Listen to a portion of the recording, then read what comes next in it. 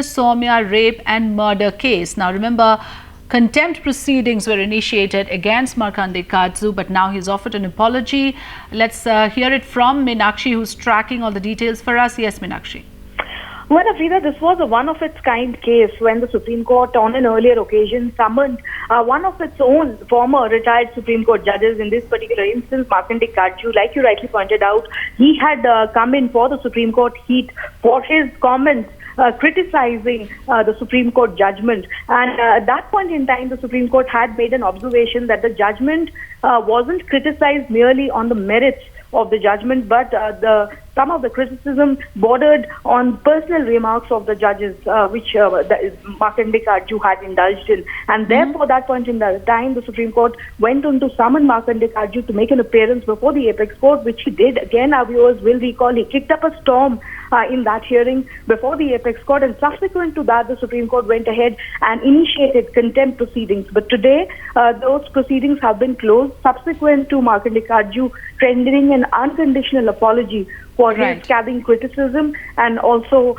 the appearance that he had made in the courtroom. Right, and like you said, this was a one-off case where the court had issued suo motu contempt notice to its former judge, which is a first in the country's judicial history and therefore remains significant. Many thanks, Meenakshi, for updating us.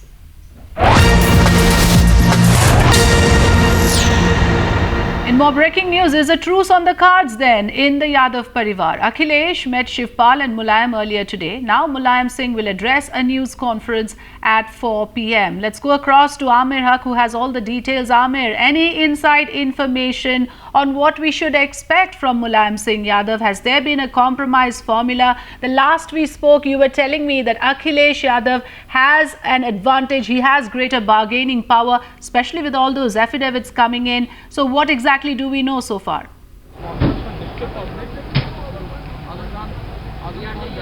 Well, yes, Afrida, it seems that a compromise formula has finally been reached. Some kind of a truce will actually happen, and Mulayam Singh Yadav along with Akhilesh Yadav might actually come forward for this news conference, which is happening at 4 p.m. and will actually put forward the compromise formula or whatever has been achieved between the two warring factions. But one thing is very clear, that Akhilesh Yadav is in a driving position. He is strong on the ground. That he is shown with the number of affidavits in his support that have been filed with the Election Commission. Also the main points of contention, the presence of Shivpal Yadav as state president of the Samajwadi Party, presence of Amar Singh alongside Mulayam Singh Yadav, and also Akhilesh's say in the distribution of tickets. All these contentious issues we believe have actually been sorted out, and most likely the Mulayam's camp, the Shivpal Yadav's camp have actually backtracked. They've actually withdrawn, allowing Akhilesh Yadav to have his say. And also most likely Akhilesh Yadav is likely to be retained as the national president, because remember, on the 1st of January, when initially this national convention was planned, it actually took place here in Lucknow, electing Akhilesh Yadav as the national president. Mulayam Singh Yadav was actually very deeply unhappy about it, and that was one reason why he, along with Shivpal Yadav, actually approached the Election Commission to contest his case. But finally, because we believe all these senior leaders have been told that in case they decide to go ahead and contest their case with the Election Commission, the party's symbol, cycle, will actually be freezed, and both the warring factions will be given an alternative symbol, at least for this election. So perhaps the seniors within the party, the elders, have finally come to understand that it is the party which will, finally stand, which will actually take up losses as far as this infighting is concerned. But Amir, so the couple finally, of contentious points, especially the conditions that Akhilesh Yadav had, are we saying that the senior leadership has accepted those conditions? About Amar Singh, the fact that Akhilesh wanted him out of the scene altogether, and also his main condition that Shivpal Yadav should focus on national politics and should completely leave UP to Akhilesh Yadav and the party affairs to Akhilesh Yadav. Do you think that has been agreed upon by Mulayam Singh?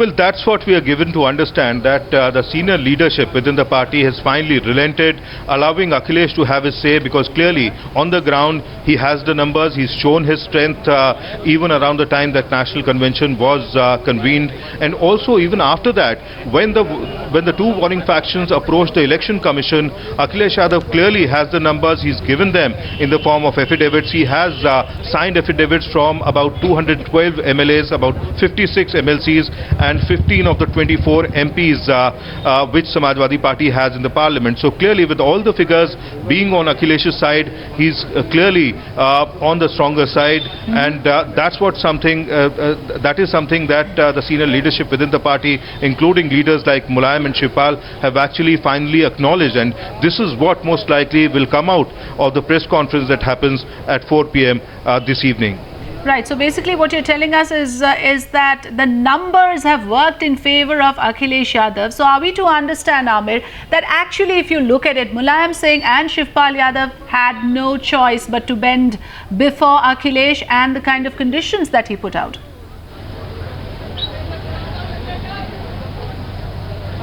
Well, absolutely yes, because they did contest their case initially for the last 1 week. Remember, it was on the 29th of December when Mulayam Singh Yadav, his party chief, came out with a list of 325 candidates for the party's assembly elections. Around the time when Chief Minister Akhilesh Yadav was touring Bundelkhand, and reactions coming in from Akhilesh Yadav were actually very, very strange. He actually looked surprised. He didn't even know that his father and party chief Mulayam Singh Yadav is coming up with a list of candidates.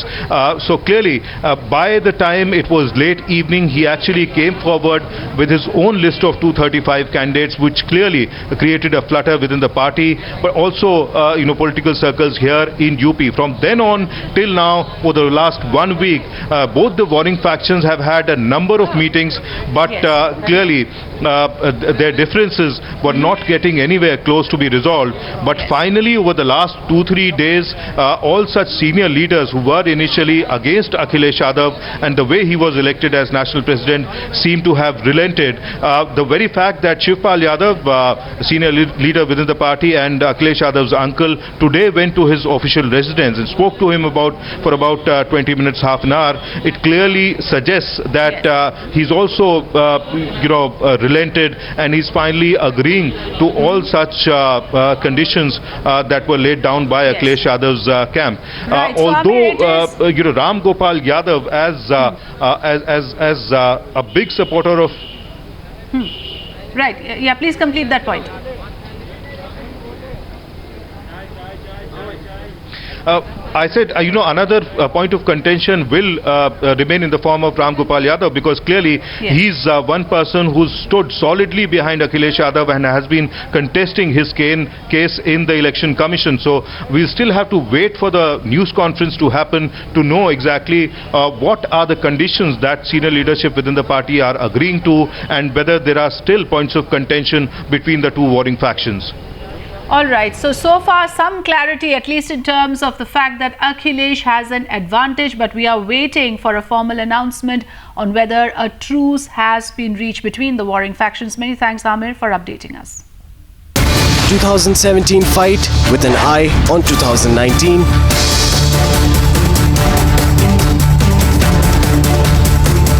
Mini elections before 2019 challenge. क्या हिंदुस्तान के भविष्य का आर्थिक कारोबार उस beef के नाम से चले तो किसी के पेट में चूहे क्यों दौड़ रहे, मुझे समझ नहीं आ रही। प्रधानमंत्री श्री नरेंद्र मोदी को ये भी बताना चाहती हूँ कि बाबा साहब डॉक्टर भीमराव अम्बेडकर के अनुयायियों को इतना ना समझ नहीं समझना चाहिए।